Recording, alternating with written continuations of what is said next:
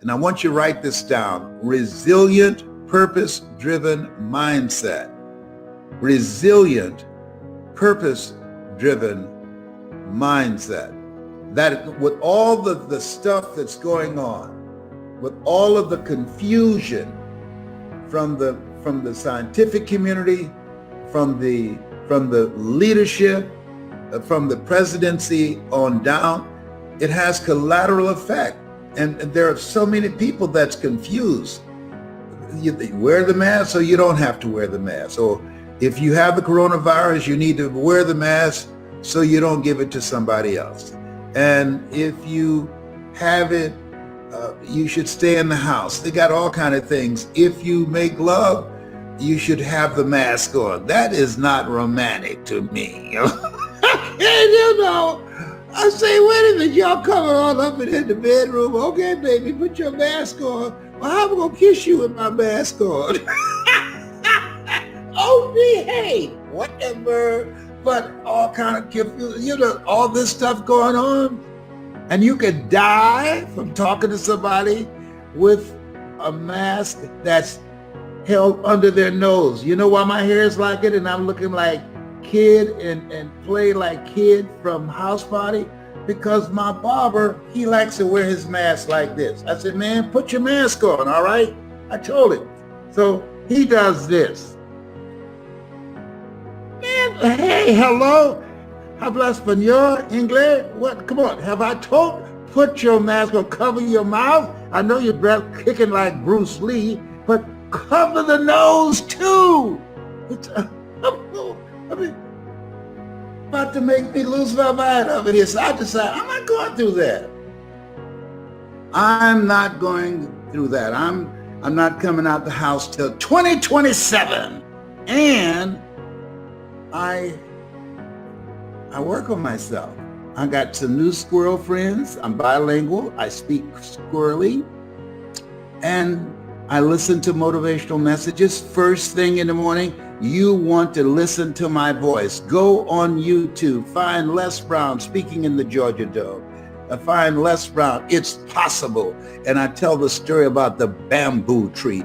Find Les Brown getting unstuck. And I talk about Chicken Man. Listen to things. Listen to me.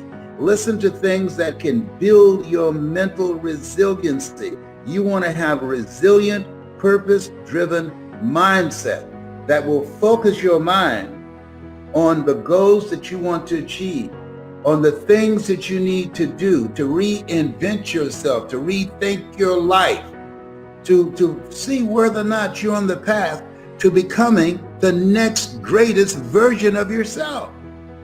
And in order to get through this time, I mean, sometimes I when I wake up in the morning, I said, this is still not a dream. This is crazy.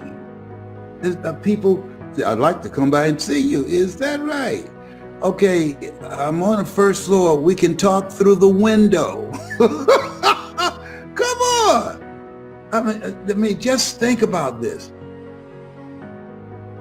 Every day when I see people with masks on looking outside my window, seeing the squirrels jumping from one tree to the other, they never lose their footing. That's why I learned squirrely. Tyrone, he's leading everybody. He's introducing everybody to me. He's the most motivated squirrel in my neighborhood. Les Brown is about to do his StreamYard or another Zoom. My kids say I've been in the house too long. I'm suffering from cabin fever. Whatever. So read 30 to 40 pages of something positive every day. Drill yourself. You say, well, I've listened to it. No. Listen to it until you're manifesting results. Faith comes by hearing and hearing and hearing. So in order to develop that resilient, purpose-driven mindset, you want to listen to the messages over and over, take notes on things that jumps out for you, and become the embodiment of it, and develop that kind of mindset and how you carry yourself and how you face this thing called life. Faith not tested can't be trusted. So you got to have faith in yourself. But we're being tested right now. If you've never been tested, listen to me. No test, no testimony. Faith not tested can't be trusted. It's easy to have faith when things are going great. When the kids are acting like they have good sense. When you have a job, you have money, you have your health. Oh, no big deal then. But when life knocks on the door, when you go through some stuff, when you get a bad diagnosis, that's when you have to pull on your faith. That's when you have to be resilient. I've got a saying, and all of you know it. Life knocks you down, try and land on your back. Because if you can look up, you can get up. Now, here's the other thing that's very important. As you look at yourself, you want to master at least three things, multiple streams of income. Three things: I speak, I train speakers, and I'm an author. And I got other things I'm expanding, and I'm 75. Well, why are you still doing it? Because you're never too old to learn, and you're never too young to teach. I believe that the reason that we look at people over a certain age, and Alzheimer's and dementia becomes active, is because they are inactive. My mother used to say that if you don't use it, you lose it. It takes longer to wear out than to rust out. So the goal is to be actively engaged in life, raising the bar on yourself. Turn down the amount of time that you spend entertaining yourself, watching the television, as my daughter, Dr. Ona Brown, would say, and do things that will stimulate your thinking. It will keep you young. Just because you're 75, chronologically don't mean that you have to look 75. No. And so I decided, just because I'm 75, you're not going to count me out. I'm still here. I'm going to be engaged in this thing called life because I have not done my best work yet. You have not done your best work yet. Every day is the best day of your life, as Orrin Hudson would say out of Atlanta, the chess master. Why? Because if you don't believe that, try missing a day. Every day is the best day of your life. Look for ways in which you can begin to master something, learn something today that you did not know yesterday. Expand your horizon, expand your vision of what's possible for you. Continuously be a student. My high school theme was, you never find out how much you know until you find out how little you know. Study. The people that are going to make it today are looking at the various trends. They're going from mindset mastery, learning 3 things that they can master to create non-performance income, and they're studying continuously, learning things that they can get at the end of their fingertips on the internet. There's no excuse today for not being in the mindset of achieving something beyond that which you have already done. Life is an adventure. Helen Keller said life is either a daring adventure or it's boring. And this is an exciting time that you can earn money at the comfort of your home. Think about that. Virtually around the world. I just finished talking to some people in Germany. And then I talked to some people in Toronto, Canada. I'm making money around the world and I'm still home, virtually. Take advantage of this. This is something you want to learn. Mindset mastery and skill set mastery of the internet.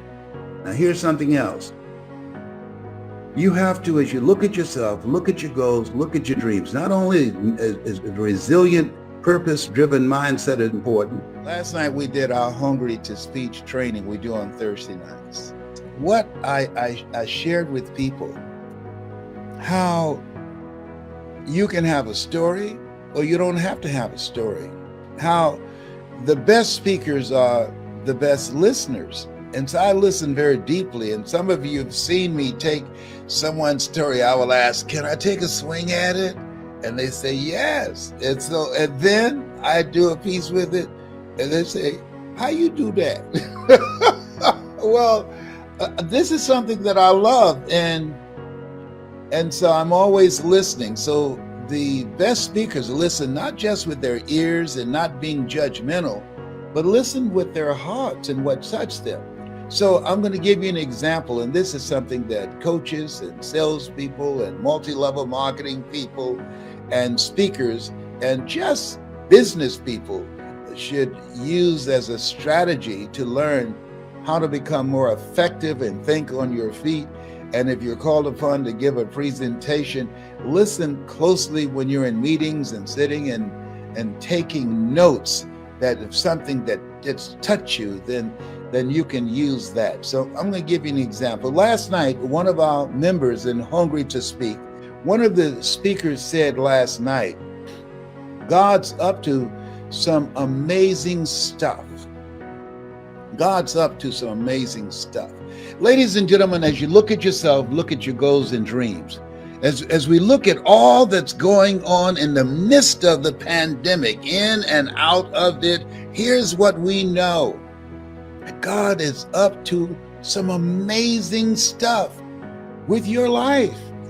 Because in this thing called life, it's about growth. This thing called life, it's about handling and transforming ourselves to accommodate the disruptions of life. This thing by life and where we are right now, it's full of distractions. And so as you look at yourself, look at your goals and dreams.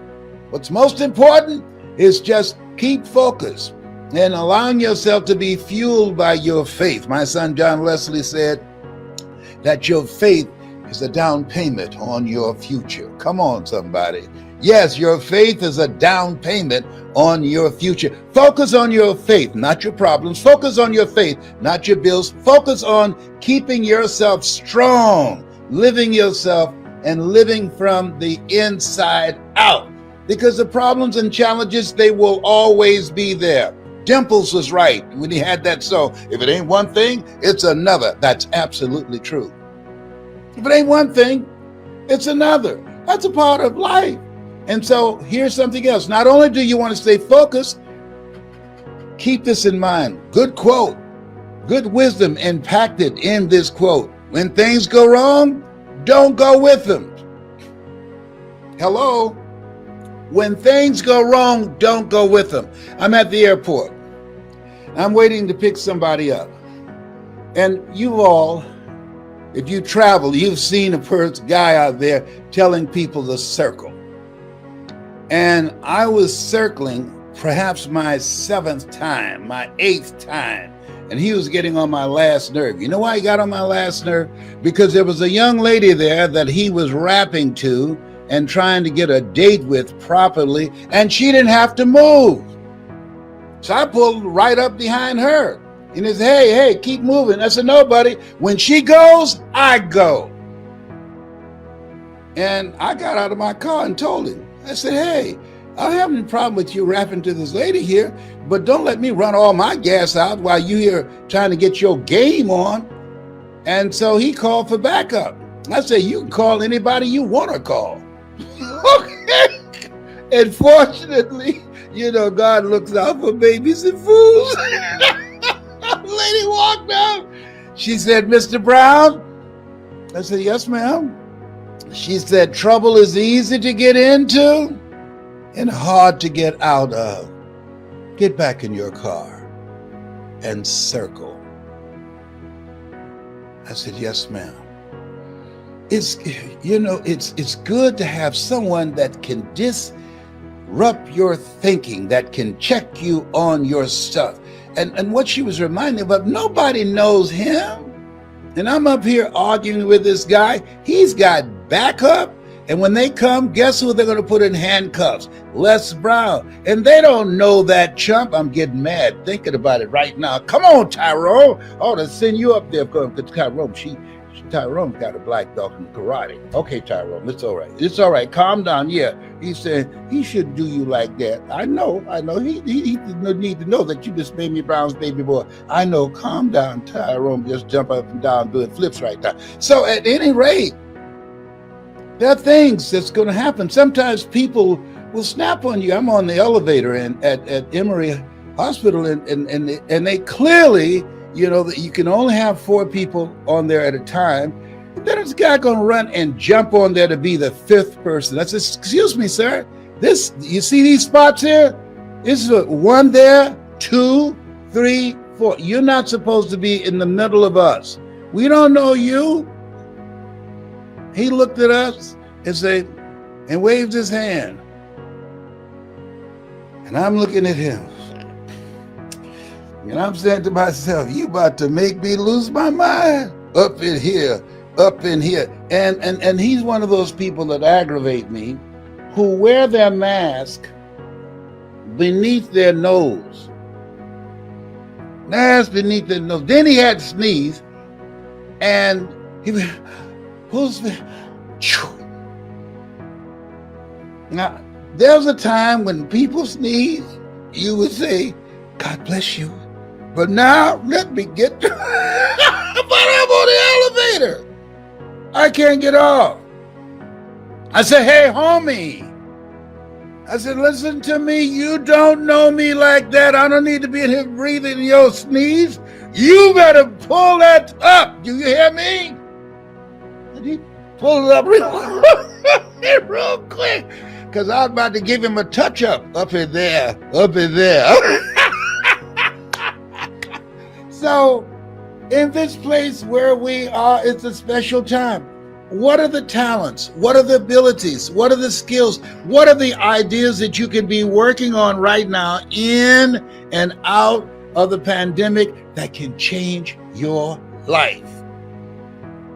See, a lot of people are caught up in the distractions. A lot of people spend all kind of TV time and internet time watching old fights and sporting events. But this is no time to be a fan. This is no time to be a spectator. Listen to me. You have something special. You have greatness in you. And I believe that we all have built-in greatness. But most people don't take the time to focus, to put in the effort and the time to develop that greatness, to discover that greatness. I'm going through an experience right now. I'm reeling. Here I am, 76. God is full of surprises. And I just laid eyes on my birth mother and father, who were born in Gainesville, Georgia. Just laid eyes on them, saw the picture. And I met 2 brothers I have that I did not know, and a sister. And when we met, we were looking at each other, and they all said, and I can hear them, he acts just like Mama. My birth mother was Dorothy Bell Rucker, and her mother, my grandmother, Beulah Rucker. They have the Rucker Museum, and they both were motivational speakers. Come on now. And people say, well, it's in his DNA. What about my 3 brothers? Know the difference? I focused on this. I developed this. I spent time doing this. See, we all have built-in greatness. And if you don't focus, if you don't put in the effort, if you don't work it, it doesn't work if you don't work it. And they have chosen their path, and that's wonderful. And I say to you, when I was spending a day with Maya Angelou, she said, it aggravates me when people say that I'm a natural communicator. Show me a natural heart surgeon. They are trained. And she's right.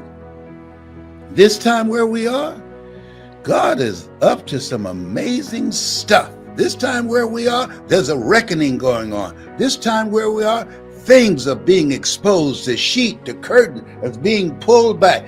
this time where we are, we're seeing the rawness and the realness of where we are and what we've been dealing with. And it's going to take everything in you. You got to be hungry.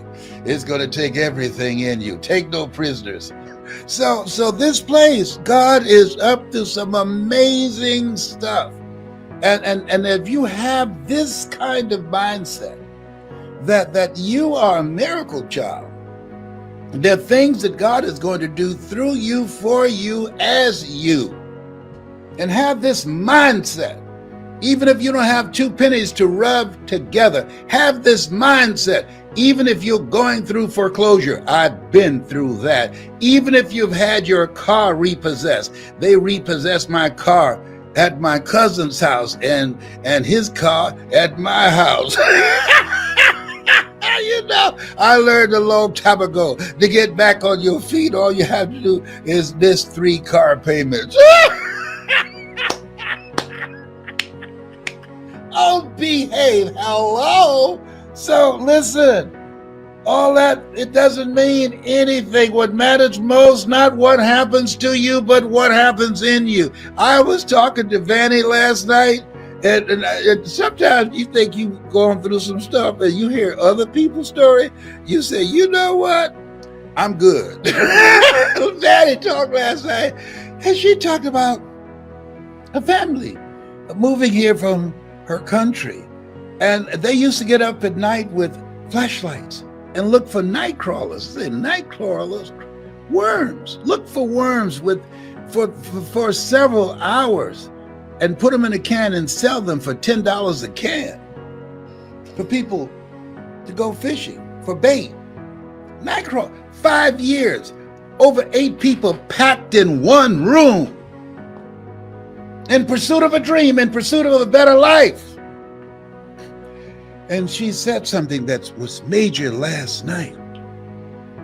She says, do what you have to do.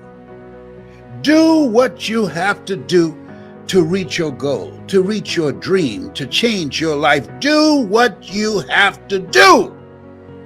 And see, a lot of people don't want to do what they have to do. You know what they don't want to do? They don't want to work, so they prefer to suffer. Commit thy works, that's internal work, and external. Commit thy works unto the Lord, and thy thoughts shall be established. In all thy ways acknowledge him, and he shall direct thy path. See, you are more than a conqueror. I'm having a hot flash right now. Oh, behave. I call it a power surge. Come on, Mickey Mouse, help me out. You know Mickey Mouse. I'm sorry to tell you this. Got my little Mickey Mouse thing. I'm sorry to tell you this, but I want you to know Tyrone don't like you. Why are you so happy? As Orrin Hudson would say, it's the best day of my life, and yours too. How could you say that? Because you're not taking a dirt nap. If you don't think it's the best day of your life, try missing one. Hello. So, when you focus on the possibilities, when you focus and put your energy on working on finding a solution, on knowing that this too shall pass, when you focus, as Willie Jolly would say, a setback is a setup for a comeback. You have comeback power. When you focus, you activate angels in your behalf that will open doors you did not see. You have something special. You have greatness in you. Yes, you do. And your circumstances, your situation, that does not determine it. That's why we are told, judge not according to appearances. There is mindsight and there is eyesight. People who judge with eyesight, who judge based upon what they see, but people who have mindsight, they call forth those things that be not. They live out of their imagination and not their history. They call forth those things that be not as though they were.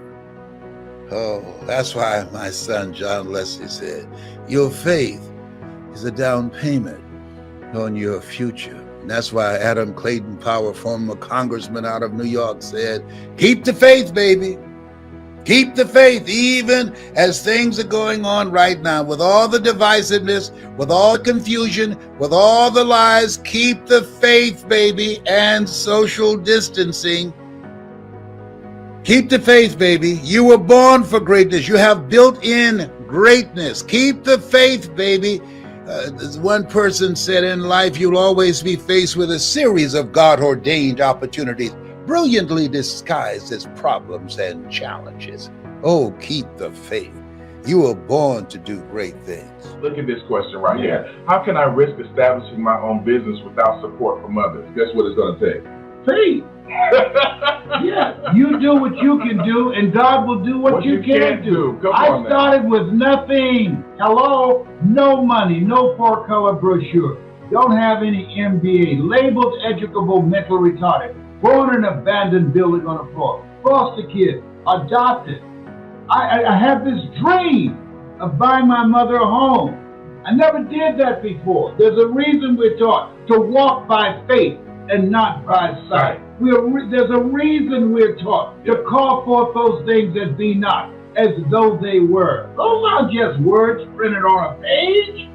And we have to demonstrate that. We got to make our prayers equal to our performance. Whoa. And a lot of people are throwing in the towel. A lot of people are giving up. And as we look at ourselves, that faith, it drives us. Faith not tested, can't be trusted. It doesn't mean that things aren't going to happen to you. You can tithe, you can speak in tongues, and life will still kick your butt.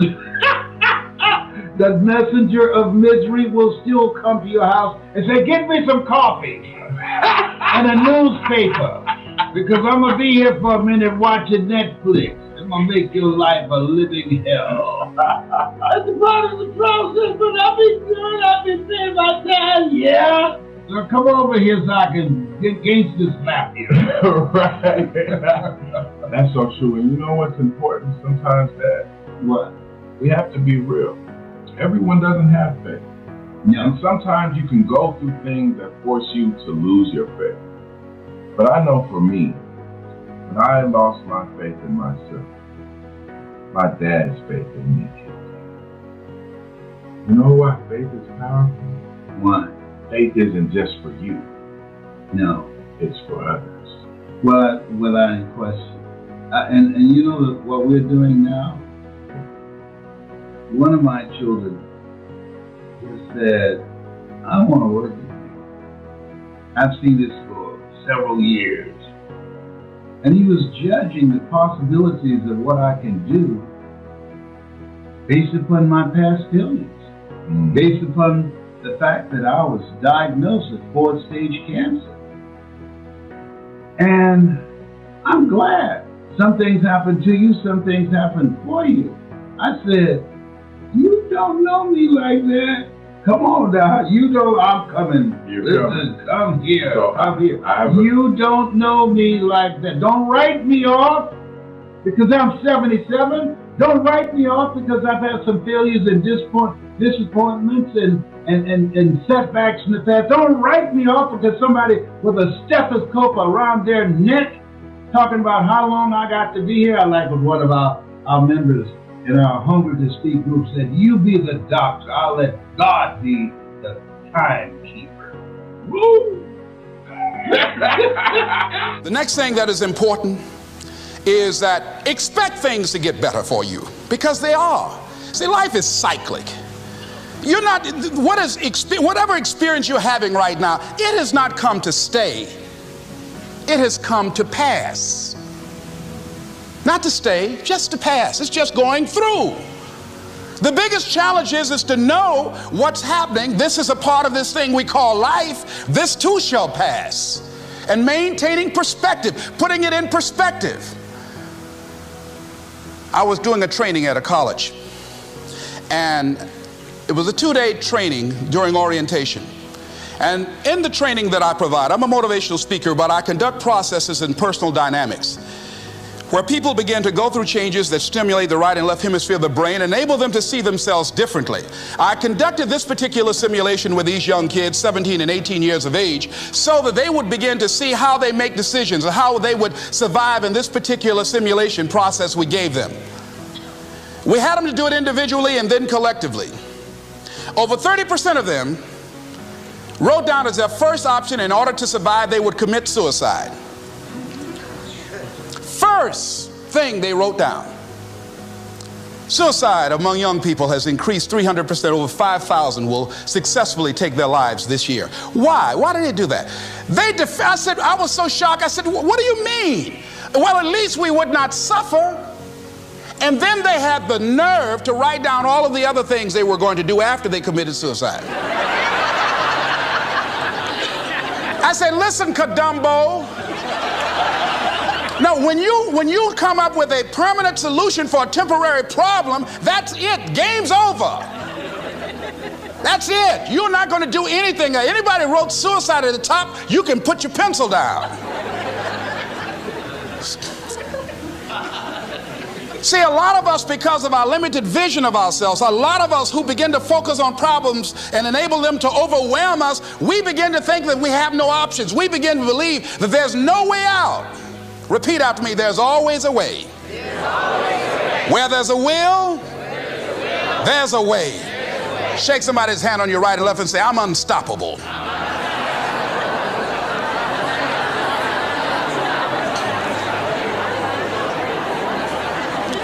You've got to make those kind of declarations to yourself. I'm unstoppable. This will not get me down. And if I get knocked down, I'm going to be like Leo Pascal. You said you're going to have some low moments in life, but when you do, you will have high lows when you work on yourself. What are some of those things that you can do during this period of time? Go for walks. Do some things for you. Just go for a stroll so you can engage in some reflective thinking on life, on yourself, looking and enjoying the universe, smelling the roses along the way. Listen to upbeat music, music that inspires you. I have oldie but goodies. I have strategies that I engage in to recharge my batteries. I'm preparing for that because I know things are going to happen that I cannot anticipate. A very good friend of mine died the other day. I had a program for myself. I have books that I read that inspire me, tapes that I listen to that fire me up. Because you're going to have sometimes low moments when you won't want to get out of bed. You just want to stay there. At times you won't want to come out the house. At times you'll be feeling bad and don't know why. What's wrong? I don't know. Just leave me alone. Why did that happen? I don't know. It's called life. That it's necessary for us to begin to look at the future and know that it's possible that we can have our dream. Yes, it is. Other people have done it, then we can do it. We fail a lot of times. Well, a lot of other folks failed, and eventually they came back and they succeeded. So it's possible we can have what we want. And we know that we want to get it. It's necessary that we align ourselves with people that think like we do. It's necessary we get negative, do-nothing people out of our lives. It's necessary we never stop learning and growing and developing ourselves. It's necessary that we never give up. We know that it's you, it's me. It's being responsible for our stuff and deciding that we're going to keep on keeping on, that we're going to find a way to win or find a way to make it happen. And we know it's hard. It's not going to be a picnic. Yes, it's hard, and we will do it hard. And once we do it hard and we go through it, we realize it was worth it. And once you discover it was worth it, it is done. It's done.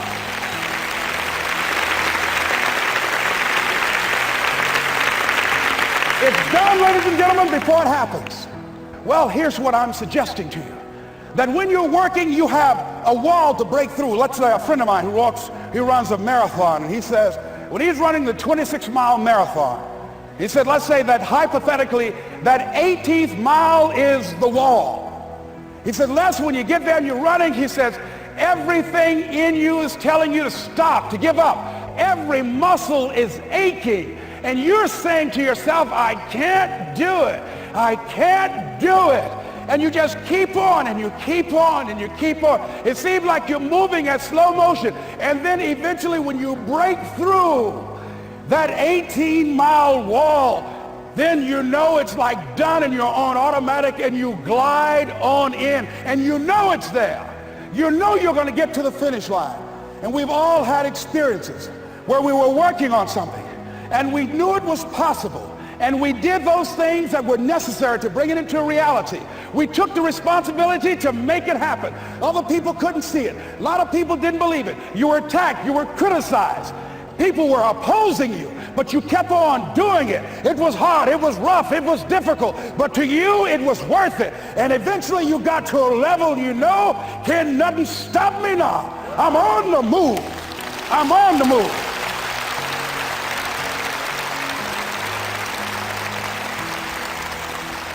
Finally, I'm thinking about a friend of mine who is no longer operating on this dimension. His name was Jack Boland. He had this vision of a church that would serve various types of needs for people, their supportive needs and helping them in recovery from drugs and alcohol and whatever addictions that they might be involved in. And he was known for bringing in different kinds of speakers. And over a year ago, he was diagnosed as having cancer, and he announced to his congregation that he's going to be taking chemotherapy and that it was a possibility that the cancer would go in remission, and he was optimistic about that. And sure enough, it did for a year. And one of the things Jack always talked about is that he wanted to have his funeral while he lived. And so he invited a few friends, Wayne Dyer and myself and a few other speakers. He didn't tell us why we were there, but once we gathered there, the church, they told us in the room that Jack is going to announce to the congregation, he's bringing his doctor up. The doctor is going to say that we felt we could keep it in remission. It's out of remission, and he doesn't have much time left. And whatever words you want to say to Jack that you would say if he had made his transition, speak those words now. Well, we were shocked and we were somewhat stunned until Jack got there. They brought him in a wheelchair, and boy, was he courageous, and he had a strong smile, and they helped him up the steps, and he sat behind the podium, and each of us got up and we said a few things about Jack and the impact that he made on our lives. And he said, the doctor, after announcing that Jack didn't have long, he says, "Doctor," he said, "I accept what you say, but it's possible that does not have to be the case. But if it is, I will enjoy life to the very last breath I take, even the chemotherapy. I will enjoy that." And Jack did, ladies and gentlemen. And when they said that all of his vital organs were failing, they called his family and his close church staff to the hospital and said, "He's dying." And so they came and they all gathered in the room. And Jack at that time was unconscious. And he gained consciousness, and he looked at them and he said, with what strength he had, he said, "I want to thank you all for being here. You've been a great staff to me." He looked at his sons, his daughter. He said, "You've been a great family." He said, "Don't feel sorry for me." He said, I'm ready to go. I'm looking forward to the next adventure."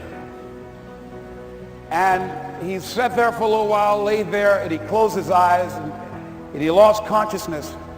About an hour and a half later, he opened his eyes, and he looked at them, and he said, "This is embarrassing. I'm not dead yet."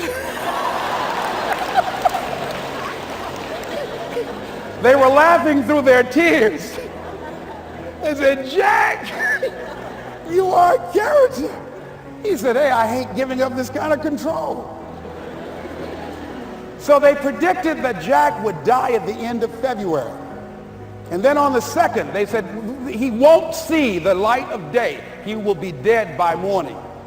Ladies and gentlemen, Jack died on March 4th. And we believe that even in his dying, Jack sent his congregation a message that I want to give to you with his permission. March 4th is the day he died, and we believe Jack was saying, "March 4th."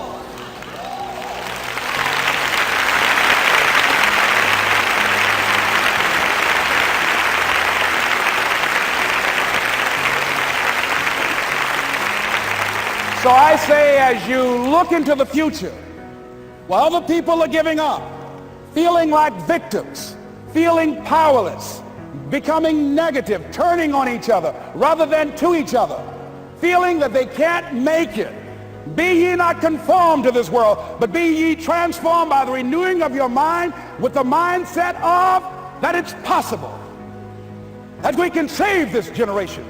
It's possible that we can create new industries, a new economy. It's possible that I can find a new profession, a new job. It's possible I can create a new life. And it's necessary that I become actively involved in becoming a positive force in my life and on the planet. And it's me, yes, it's you, it's all of us, pulling together, working together to create this brand new future. And it's going to be hard. Easy is not an option. But if it's hard, we will do it hard. Whatever is required to snatch victory from the jaws of defeat. And it's worth it, yes. It's worth whatever we have to do. And once we know that, it is done. It is done. It is done. It is done.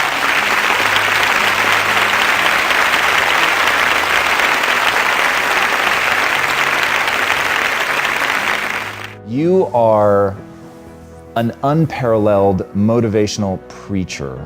And I use that word very intentionally. You have a way of conveying a message with such chills-inspiring, goosebump-giving power. It's really, really extraordinary to witness, and becomes all that much more powerful knowing that you didn't start there, that wasn't sort of naturally, your beginning, and you've called life a battle for territory. Yes. What do you mean by that? That the things that you get in life, Frederick Douglass said, we might not get everything that we fight for, but everything we get, it will be a fight. And I love the quote that life is a fight for territory. And once you stop fighting for what you want, what you don't want will automatically take over. Like getting ready to come here to see you. I want to just, first of all, thank you for the great work that you're doing. I watch you and I study you, and you have had some incredible guests that impacted my life. And preparing to come here, I'm being treated by Cancer Centers of America for fourth stage cancer, which I've been kicking cancer's butt for 27 years.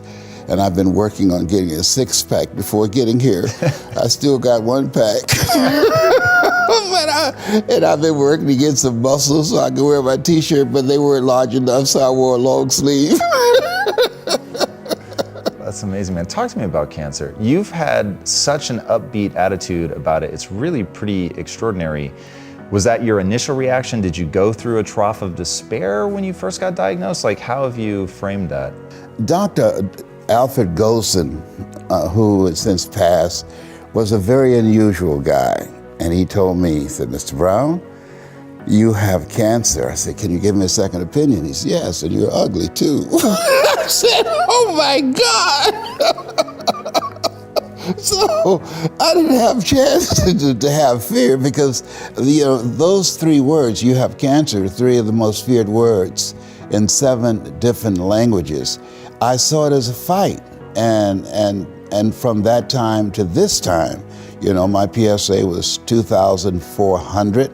And that stands for prostate-specific antigen, and now it's below 0 and metastasized to 7 areas of my body, which was a good thing because 7 is my lucky number. Okay, so I never was fearful that I was going to die from it, and I think that I read something by Dr. Norman Cousins. He wrote a book called The Biology of Hope, and he talked about the fact that when something happens to you, you don't deny it, you defy it. And I was defiant that I'm going to beat this, I'm going to handle this. That there are people who many times when something happens to them, that they embrace it from a place of fear, and it takes them out. And L.C. Robinson said, things may happen to you and things may happen around you, but the most important things are the things that happen in you. And you have to stand up inside yourself and deal with it and handle it. So fortunately, that never bothered me, but I had sciatica pain. That had me speaking in unknown tongues. And I was in a wheelchair for several months, speaking from a wheelchair. And it was something that I dealt with that frightened me. Will this ever end? It was 24 hours. I lost a lot of sleep. It was exhausting, going from all type of specialists in and out of the country. And just one day, it stopped. And I'm glad that I'm past that. You know, I feel like when you go through some stuff, there's some certain things that you don't want ever to see again, and that's what I don't want to ever see again. But fear has not been the biggest challenge that I've faced with the things that I've been dealing with in terms of my health. Well, talk to me about the process that you go through mentally. So there have been a few times in your life in getting to know your story where they seem like really key inflection points. Being told that you were teachable but mentally retarded, that for sure is something that would define most people, and they would have a hard time escaping that. Being told that you have cancer, that it's stage 4, that they don't know how to treat it, like that's something that consumes most people. How do you build that resilience? So maybe by the time you get to cancer, you've already done so much work, so I get maybe how that one you're protected by the mechanisms you've built, but in the beginning, how did you crawl out from under the labels that people were putting on you? The easiest thing I've done was to get out from under the labels and to live the life that I live. The most difficult thing I've ever done was to believe that I can do it. What's the difference? The difference is that when you don't know what's impacting you, and it's something that's holding you down and you're not aware of it. The great anthropologist Margaret Mead was in a restaurant in London, and a guy was serving her and said, "There's several Americans here tonight." And she said, "Is that right?" "Yeah." So let me know when you serve them dessert. I'll tell you exactly how many are here. He said, "Oh, you couldn't possibly." And so he came back and said, "Okay, I've done it." And she got up and she walked around and she came back and she said, "There are around 25 here." And he looked at the roster. "How did you know that?" Say, "In America, we eat differently from you when we eat a dessert. You eat it from the crust toward the tip. We eat it from the tip toward the crust. When you eat a slice of pie, how do you eat yours?" Definitely, yeah, from the tip back to the crust, for sure. Yeah, okay, and so there are things that when you, in my situation, when you live in a dominant culture that is designed to destroy your sense of self and your belief in yourself, and you have to learn ways in which you can begin to connect with this power that you have within yourself to handle where you are. The key is to be constantly in a perpetual process of discovering the truth of who you are and fighting constantly to look for ways in which you can escape the inner conversation. I speak to audiences around the world, and I train speakers as well, and I tell them that when you speak, that there's an objective that you want to achieve when you speak to an audience, because how people live their lives is a result of the story they believe about themselves. So you as a speaker, when you speak in this program, when people see you, what you do is distract, dispute, and inspire. You distract people from their current story with your guests and the questions that you ask. Through the process of the ongoing questioning and the way in which they respond and the things they have learned, you dismantle their current belief system and inspire them to create a new chapter with their lives.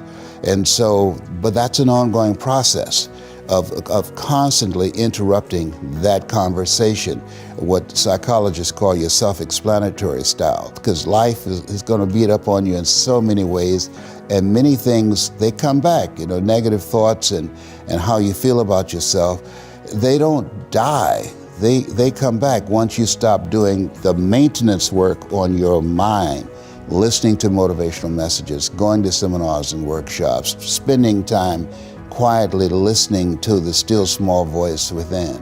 Who am I really? Is this really me? Am I giving my best? Am I just reflecting what's around me? Because all of these various things affect how we show up in life. And so having a strategy to continuously find ourselves reaching higher, Robert Schuller had a book, it's not very popular, but I loved it. It's called Peak to Peak, U-P-E-A-K to P-E-E-K, because you're constantly reaching higher to find out and discover your better self.